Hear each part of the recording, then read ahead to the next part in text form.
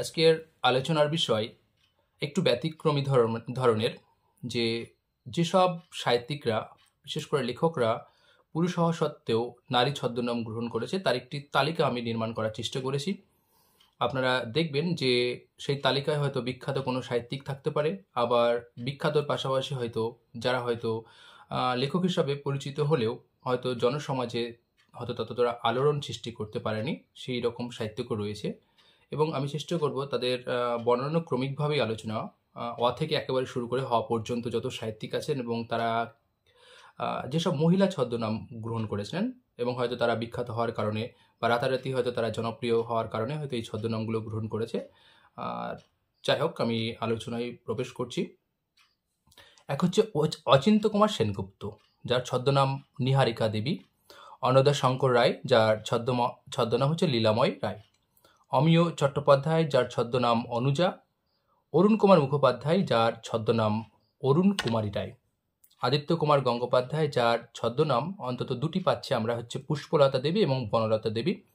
ইন্দ্রনাথ বন্দ্যোপাধ্যায়, যার ছদ্মনাম শ্রীমতী গ্রন্থকর্ত্রী। কানাইলাল মুখোপাধ্যায়, যার ছদ্মনাম পাচ্ছি অপরূপা মুখোপাধ্যায়। কুমারেশ ঘোষ, যার ছদ্মনাম পাচ্ছি যজাতি এবং মর্জিনা। গুরুদাস ভট্টাচার্য, যার ছদ্মনাম পাচ্ছি আমরা লাইলি চৌধুরী। জগদানন্দ রায়, যার ছদ্মনাম আমরা পাচ্ছি শরৎ কুমারী দেবী। তারাদাস মুখোপাধ্যায়, যার ছদ্মনাম পাচ্ছি ফাল্গুনী এবং আরেকটি পাচ্ছি ফাল্গুনী মুখোপাধ্যায়। দীপক কুমার সেন, যার ছদ্মনাম আমরা পাচ্ছি শ্রী পূরবী বালা সেন এবং দেবাশিস ঘোষ, যার ছদ্মনাম পাচ্ছি রঞ্জনা আয়েঙ্কার। নবীনচন্দ্র মুখোপাধ্যায় আপনারা জানেন, যিনি হচ্ছে যার ছদ্মনাম পাচ্ছি ভুবন মোহিনী দেবী। এই ভুবন মোহিনী রচনাকে রবীন্দ্রনাথ কিন্তু বাল্য বয়সে সমালোচনা করেছিলেন। এরপর পাচ্ছি নরেন্দ্র দেব, যার ছদ্মনাম মল্লীনাথ। নরেন্দ্র রায়, যার ছদ্মনাম প্রমীলা রায়। নারায়ণ সান্যাল, যার ছদ্মনাম আধুনিকা দেবী। নিবারণ চন্দ্র চক্রবর্তী, যার ছদ্মনাম পাচ্ছি অঞ্জলি দাস। পতিত পাবন বন্দ্যোপাধ্যায়, যার ছদ্মনাম বিজনপ্রিয়া। প্রদ্যুৎ গুপ্ত, যার ছদ্মনাম পাচ্ছি অপর্ণা দেবী। প্রফুল্ল কুমার দে, যার ছদ্মনাম পাচ্ছি আমরা লীলাময় দে এবং প্রভাত কুমার মুখোপাধ্যায়, যার ছদ্মনাম পাচ্ছি রাধা মণি দেবী। আরেকটি পাচ্ছি শ্রীমতী ব্রজবালা দেবী। আপনারা হয়তো জানেন যে যিনি ষোড়শী নবকথা এবং অভিশাপ বলে গ্রন্থ রচনা করেছেন। এরপর আমরা পাচ্ছি প্রভাত কুমার মুখোপাধ্যায়, যার ছদ্মনাম অলোকা মুখোপাধ্যায়। আরেকজন পাচ্ছি প্রশান্ত কুমার চট্টোপাধ্যায়, যার ছদ্মনাম অপর্ণা চট্টোপাধ্যায়। বনয়চাঁদ মুখোপাধ্যায় বা বনফুল আপনারা জানেন, যার একটি ছদ্মনাম পাচ্ছি লীলাবান। এরপর পাচ্ছি বসন্ত কুমার চট্টোপাধ্যায়, যার ছদ্মনাম ফাল্গুনী।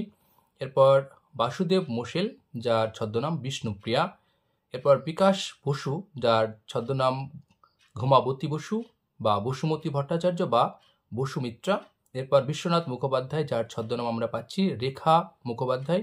এরপর বিষ্ণু বন্দ্যোপাধ্যায়, যার ছদ্মনাম বিবি। পরবর্তী ভূপেন্দ্রনাথ দাস, যার ছদ্মনাম কল্পনা। এরপর ভুবনমোহন ঘোষ, যার ছদ্মনাম মল্লীনাথ। এরপর পাচ্ছি মানিকলাল সিংহ, যার ছদ্মনাম মহুয়া।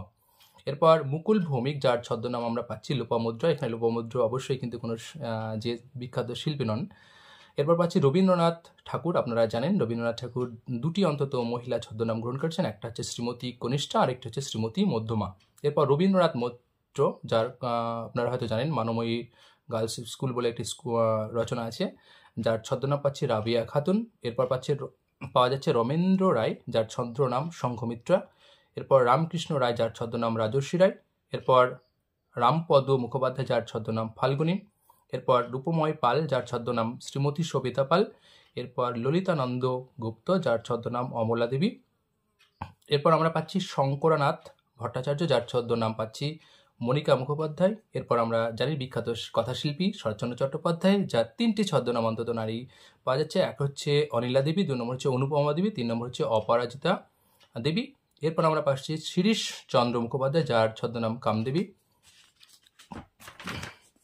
এরপর সজনীকান্ত দাস, আপনারা জানেন যে সবথেকে সর্বাধিক ছদ্মনামধারী লেখক, যার নিখিল প্রিয়া সেন। এরপর সরোজ কুমার সেনগুপ্ত, যার ছদ্মনাম পাচ্ছি ইলা মিত্র। এরপর সরোজনাথ সর্বাধিকারী, যার ছদ্মনাম পাচ্ছি আশরূপা দেবী। এরপর সুখরঞ্জন মুখোপাধ্যায়, যার ছদ্মনাম সুরঞ্জনী মুখোপাধ্যায়। পরে আপনারা জানেন যে অদৃশ বর্ধন, যার ছদ্মনাম পাচ্ছি কিয়া মিত্র। এবং সর্বশেষ জ্যোতিরিন্দ্র নন্দী, যার ছদ্মনাম জ্যোৎস্না রায়।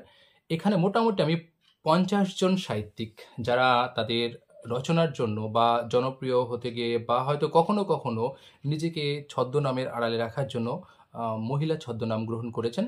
এখানে 50 জনের তালিকা আমি রাখলাম। সেখানে বিখ্যাত বিখ্যাত যেমন শরৎচন্দ্র পাচ্ছি, রবীন্দ্রনাথকেও পাচ্ছি এবং জ্যোতিরিন্দ্র নন্দীর মতো সাহিত্যিক পাচ্ছি। অন্যদিকে আরও অখ্যাত যারা হয়তো জনপ্রিয় না তাদেরও আমরা কথা পাচ্ছি।